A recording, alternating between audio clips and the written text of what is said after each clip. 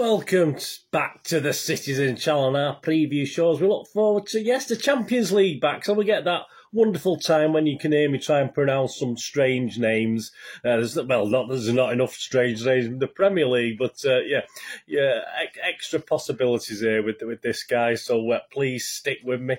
Yes, we're going to have a look forward to Sporting versus City. Champions League round of 16, first leg, yes, 8 p.m. kickoff on the 15th of February 2022 at the Estadio Jose Avelard, something like that. I don't know, I'm probably nowhere near, but there you go. So please welcome to this little preview. Please, if you are new to the channel, push that subscribe button. It'd be great. Tell your friends. I try and inform and entertain on these vlogs, all City, past, present, and forever. And of course, I do have a little sister channel doing film and TV stuff as well. If that's you want to have a bit of a chuckle with me about stuff that's on TV and a bit of a discussion, please check that out as well. That'd be great. Thumbs ups, guys, please. Much appreciated. All your comments are appreciated. If you haven't got time for a comment, just leave us a thumbs up. Absolutely wonderful. Right, let's get on with it, guys. Let's get on with this. Back to the nub, isn't it? Back to the nub of the Champions League. We've got to win this at some stage, guys. Will it be this season?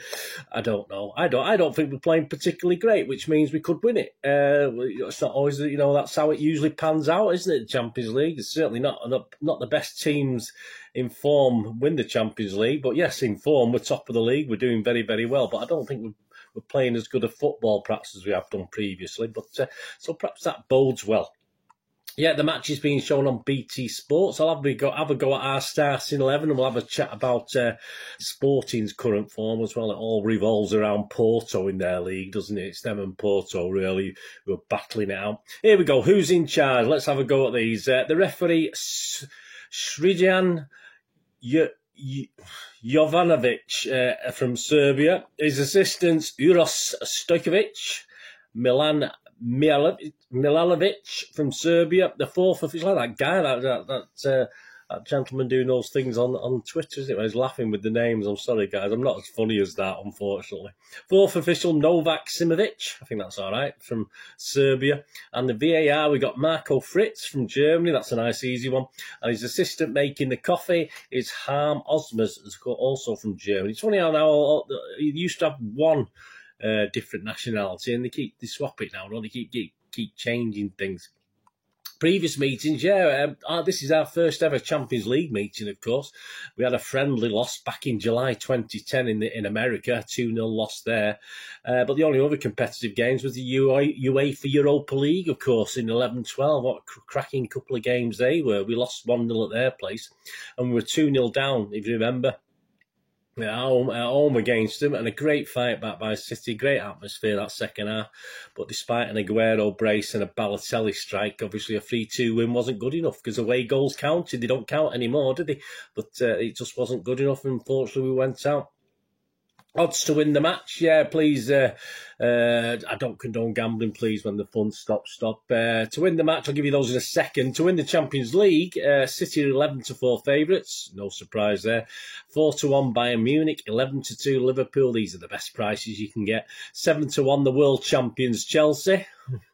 10-1 PSG, and if you want to put a quid on United and lose a quid, they're 20-1. So as I said, sometimes it's not always the best teams that win the Champions League. So perhaps that'll come home to roost going forward. Sporting Lisbon, as you'd expect, because City are the favourites and they're playing them. They're the rank outsiders. You can get 500-1 on Sporting Lisbon. Again, a good team. Nothing wrong with Sporting. The match odds, the game, just the first leg odds. City are 2-7 on. The draw is 9-2, and Sporting are 11-1. So if you're a Sporting fan, certainly wouldn't be put off by that. But please, as I said, I don't condone gambling. Please, when the fun stop. And please check out my little odds special as well. And obviously, check out my little charity bets, and fingers crossed, let's get some more for the charities. How's it going to pan out? Well, how did they get to the last 16, first of all, Sporting? They kicked off Group C. We were in Group A, weren't we? They kicked off Group C with a 5-1 disaster at home against Ajax. Ajax are playing very well, and the prospects looked a little bit bleak. when they went down 1-0 at Borussia Dortmund on match day 2. So that was 0 points. But as it is with the Champions League, they get two of the easier ties, let's say. No disrespect to Besiktas, but a 4-1 and a 4-0 win over them revived the challenge, put them on to 6 points, of course. And a home win against Dortmund on match day 5 sent them through. That was enough to do it behind Ajax, who prevailed and obviously beat them 4-2. They beat Sporting 4-2 in the final round of matches, but it didn't matter. They were already through in runners-up spot. The Lions, as we call them, have progressed from the group stage for only the second time. Yeah, the other time they got to the round of 16 was 13 years ago. Didn't do so well. It was a tough game. Bayern Munich, they lost 5-0 at home and they lost 7-1 away. So 12-1 on aggregate, which is the heaviest aggregate defeat in the UEFA Champions League knockout phase. In their own little leagues, in the cups, he just came from behind very recently, only a few days ago, to beat Benfica 2-1 and win the Portuguese equivalent of the League Cup. So they won that, so they got a trophy in the cabinet already. Everton had struck for Benfica, the player Everton, and in the first half, but Ruben Amorim's men overturned the deficit after the break with Gonçalo Inácio and Pablo Sarabia scoring and winning the cup for them. And they're also through to the semi-finals of their equivalent of what we call the FA Cup, I suppose, as well. So they're doing domestically, as you'd expect, they're one of the top 2 or 3 teams. They're always going to do very, very well. Currently in the league, they do sit second to Porto, who are obviously top. Porto are currently unbeaten in the league, and it looks like tough going to win back-to-back titles for Sporting, with Porto being so strong. And the two teams just literally met about 3 or 4 days ago as I'm recording this. A very feisty affair. Unfortunately, Sporting were unable to close a 6-point gap at the top of the table. It was a 2-2 draw. They'd actually appeared set to do well, Sporting. They were 2-0 up in the first half with goals from Paulinho and Nuno Santos in the opening 34 minutes, but quickly Vieira got one back for Porto. So they went in 2-1 up. But in the second half, they lost. Sebastian Coates was sent off very early in the second half. It got a very feisty affair. Very, a lot of animosity between these two teams in this game. And of course, Sporting with 10 men couldn't hold on, and they did let in an equaliser. Although they obviously did hang on for a draw, but which wasn't really that much good for them. Another 4 players were sent off literally in the last minute of injury time as emotions flared and a mass brawl of about 40-odd people on the pitch. Get on YouTube, guys, check that out in the closing minutes. So 5 players in total were sent off, three from Sporting and 2 from Porto. But it meant Porto remained 6 points clear, which is pretty formidable given the quality of the league in Portugal, of course. And the only sort of slight brightness for Sporting is probably that Porto have lost, of course, Diaz to Liverpool, the latest, greatest world-class player that Liverpool have bought, the best in his position, as all their players are.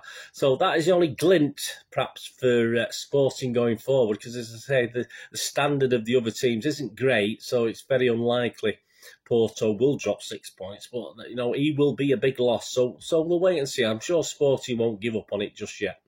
And missed the next leg. You've booked this one. Fadal misses it. João Palhinha, Matheus Nunes, and Pedro Porro are all on booking, so they will miss the second leg if they do get booked in this game.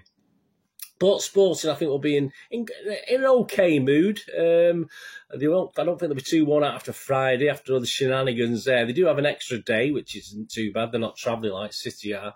But we'll have to ensure they don't get an early lead, and the fans will be well up for it if they do. So we'll have to keep it quiet. Although it's not unlike City to go down in these European games and fight back, isn't it? But let's keep it tight. Let's make sure that doesn't happen, because we need to keep the fans quiet. Sporting will be confident. They'll have a go. Of course they'll have a go. It's the last 16 of the Champions League. They're not going to be defensive, are they? I think Sporting will sit back, let City have possession and try and hit us on the break, which is where sometimes we have been our weakest, certainly in the European games. As for City, Walker's suspended, of course. I'm missing the next leg if they get booked this one. Cancelo, he'll be missing, and KDB. So that's interesting, isn't it? So you can't see KDB get, if he plays, he's not usually getting booked, but obviously he will miss the second leg. So we got to be very careful. Two key players there could miss the second leg. Pep will no doubt, he's been planning for this, hasn't he? He was planning for this while we were playing Brentford, if you look at that formation, and playing Stones at right back. So he's adapting his plans already. And of course, for the Norwich game, he rested key players. To allow for this travelling and recovery time, etc., with the game only being 3 days away, of course, from Saturday to Tuesday, and they got to travel over. So you can see Pep was preparing. There's 3 I can see on the injured list. We're not too sure about Grealish, whether it's a month or 3 days. I'm getting, as I'm recording this, we're getting different points of view of how long Grealish will be out for.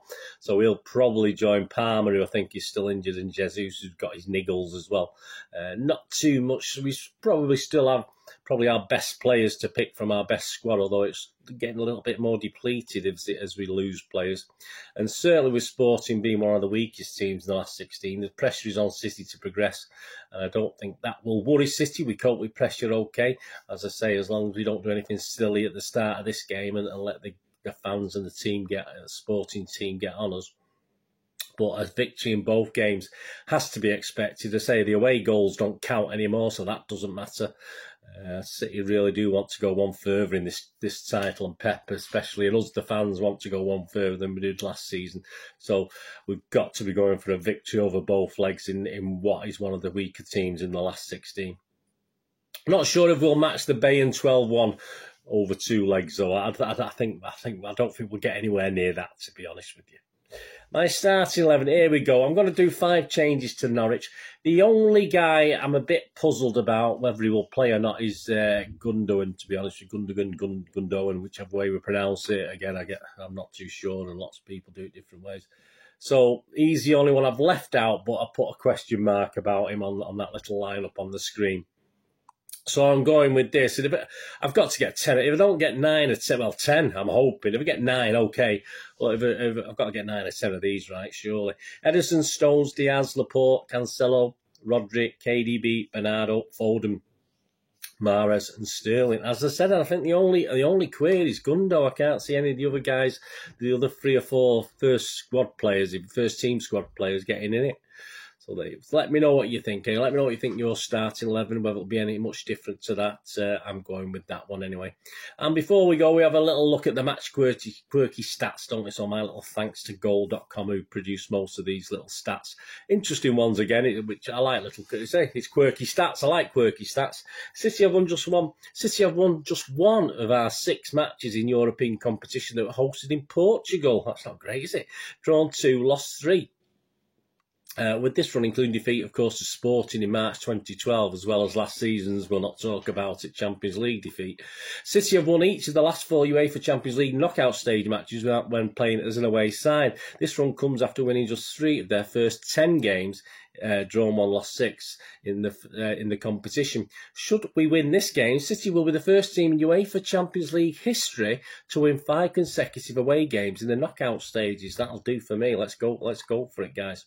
After keeping a clean sheet in 7 successive UEFA Champions League matches between the group stages and the last 16 last season, we have since kept just 1 clean sheet. That's not great. Across our 11 matches in the competition, failing to record a single shutout during this campaign. Let's hope we'll get one this time, but I think they will score. Hopefully we'll score more.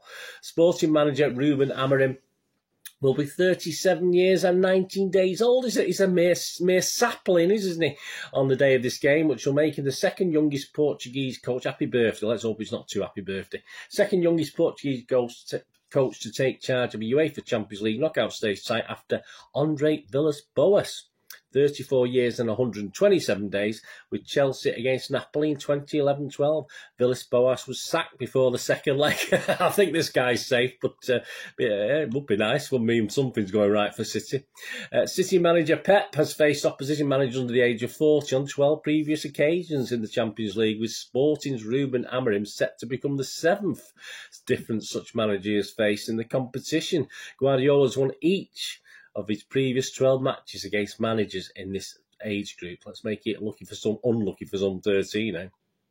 City winger Riyad Mahrez has scored 9 goals in his last 10 appearances in the UEFA Champions League, while the Algerian has been directly involved in 6 goals in his last 6 games in the knockout rounds, 4 goals and 2 assists. Since the start of last season, Mahrez has scored at least 4 goals more in the competition than any other Manchester City player, and that's Gabriel Jesus with 5, and I don't think he'll be playing. There you go. Let me know what you think, guys. Anyway, we look forward to this Champions League. Yeah, we're back at it. Let's hope everyone are going over. Please stay safe and come back safe as well, and give them your support for us lot who can't get over there. Please tune in for my full match report, which obviously will be about Wednesday lunchtime on this game, with the Manchester Evening News and my own player ratings, of course. And please don't forget to check out my odds show as well, where we let's get some more for the charities, and fingers crossed, and give us your support on there. That will be wonderful on the odds show that accompanies this preview show. Anyway, thanks for watching, guys. What we're going to do rest of the day. Have a great one. Look after yourselves, look after your friends, look after your families. More importantly, let's all look after each other. To meet here again on the Citizen channel. I only ask one thing, don't I? Please stay safe, Blues. Come on, City. Thanks for watching. Bye for now.